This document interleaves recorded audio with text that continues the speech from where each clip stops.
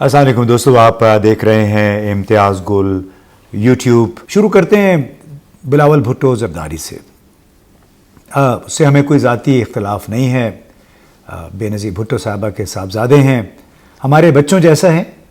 लेकिन क्या ये उस मुल्क की बदकिस्मती नहीं है कि एक 33 साला जवान की पहली नौकरी उस मुल्क के वज़ीर ख़ारजा के तौर पे होती है, जबकि इससे पहले उसने कहीं एक दिन भी कोई नौकरी नहीं की सिवाय मुल्क भर में तकरीरों के और अपने पार्टी के इजलासों की सदारत करने में।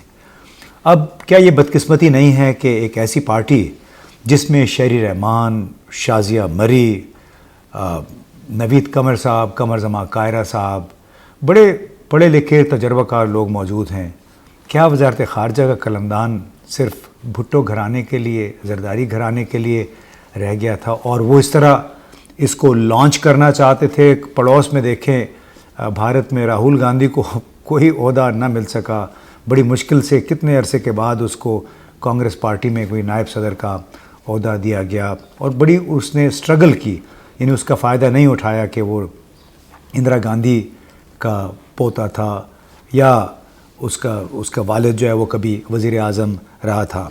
इस तरह सवाल उठते हैं कि क्या मुस्लिम लीग में खुर्रम दस्तगीर, एहसन इकबाल, मोहसिन शाहनवाज रांझा, डॉक्टर तारिक फ़ज़ल, ऐसे लोग हमेशा सिर्फ वजारतों तक महदूद रहेंगे? क्या वो सिर्फ हमेशा ज़रदारी, भुट्टो, शरीफों की जो औलादें हैं उनके लिए तालियां बजाते रहेंगे, उनके साथ सेकंड रो में खड़े रहेंगे?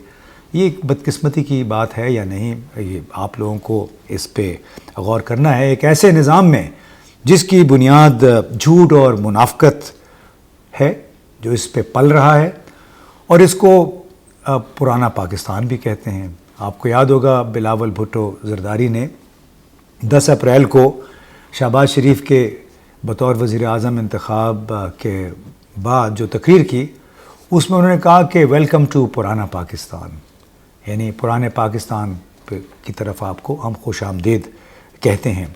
ये वो पुराना पाकिस्तान था जिसमें बेनज़ीर इनकम सपोर्ट प्रोग्राम में 8.5 लाख के करीब ऐसे लोगों को शामिल किया गया था, जिसमें ग्रेड 17, 18, 19, 20 के लोग भी शामिल थे। यानी तसव्वुर कीजिए कि 1000-2000 रुपये की खातिर इन लोगों ने अपने मुँह काले किए। तो उसमें ये चंद बातें थी, हमने कहा आपके गोश गुजार करें।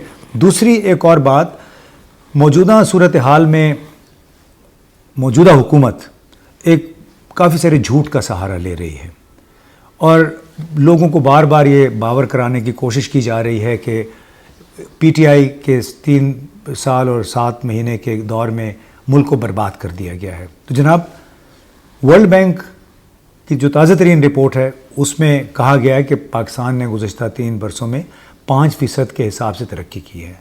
IMF ने भी 5.3 या 4% का कहा था, और साथ में IMF ने और वर्ल्ड बैंक ने ये भी कहा है कि आइंदा साल अगर ये ट्रेजेक्ट्री ऐसी ही रही, हालात हमारे ऐसी रहे, तो ये पाकिस्तान की जो शरह नमू है, शरह तरक्की जो है वो 5% ही रहेगी, जो कि हालांकि उसमें कोरोना का 1 साल निकाल दें, उसके बावजूद अगर इसकी ये हुआ है, ठीक है, महंगाई हुई है, उसमें दरामदात हमारी ज़्यादा हुई हैं, लेकिन इसके अलावा जो आशारियाँ हैं वो मुस्बत हैं। उसका अंदाज़ा आप इससे लगा लें कि पाकिस्तान की बरामदात जो 2017-18 तक सिर्फ 24 अरब डॉलर होती थी, इस साल अभी मई जून तक उनकी मालियत पहुंच जाएगी 32 अरब डॉलर, तकरीबन 32 अरब डॉलर। बैरूनी ममालिक से जो सरमाया आया था, हमारे तारकीन वतन ने भेजा था, वो 2018 तक तकरीबन 19.7 अरब डॉलर था।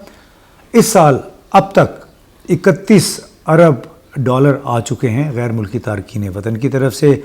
जो हमारी इम्पोर्ट्स हैं, ठीक है, उसमें इजाफा हुआ है, वो 55 अरब डॉलर पे पहुंची हैं, लेकिन 2018 में भी 55 अरब डॉलर थी।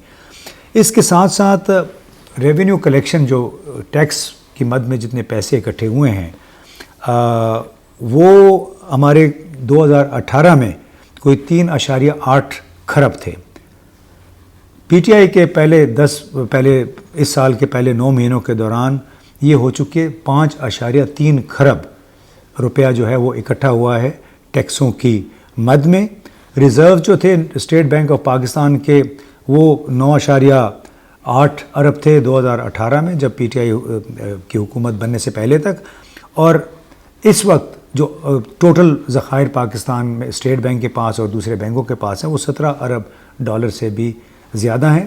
کم از کم یہ وہ فگر ہے جو کہ مارچ کے آخر تک ویلڈ تھی۔ اس کے بعد بہت سارے ہمیں ایسی پیمنٹس کرنی پڑی ہیں۔ ایک ریکودک کے معاملے میں $900 ملین ایک وقت میں دینے پڑ گئے، جو کہ ہمارے سابق چیف جسٹس افتخار چودھری صاحب کا ایک کیس تھا، ریکودک کے حوالے سے انہوں نے کر دیا، کینسل کر دیا، اور پاکستان کو اتنی بڑی اس کی قیمت ادا کرنی پڑی ہے۔ تو جناب، وہ بحیثیت مجموعی ہمیں بڑے مشکل حالات کا سامنا ہے، جھوٹ اور منافقت کے ایک ایسے دور میں جہاں پہ سفید کو کالا، کالے کو سفید کہا جا رہا ہے۔ پاکستان کی خاطر ہمیں کچھ سچ باتیں تو مان لینی چاہیے، حقائق کو توڑ مروڑ کے نہیں پیش کیا جانا چاہیے، اور اگر کوئی یہ سمجھتا ہے کہ وہ ایک حکمران گھرانہ ہے، صرف انہی کو اختیار ہے، وہ بھی غلط بات ہے۔ اس ملک کے 22 کروڑ عوام پہ تھوڑا سا رحم کیجیے۔ آپ کے ارد گرد جو رہنما موجود ہیں ان کو بھی قیادت کا، ان کو بھی اعلیٰ ترین عہدوں پہ پہنچنے کا یقیناً شوق ہوگا۔ جس طرح ایک فوجی کیپٹن کی خواہش ہوتی ہے کہ وہ چیف آف آرمی اسٹاف بن جائے، chairman joint chief of staff بن جائے، اسی طرح ہر سیاستدان کی خواہش ہوتی ہے کہ وہ بھی کبھی وزیر اعلیٰ، کبھی وزیر اعظم بن جائے۔ یہ استحقاق صرف شریف، بھٹو یا زرداری گھرانے کا نہیں ہے۔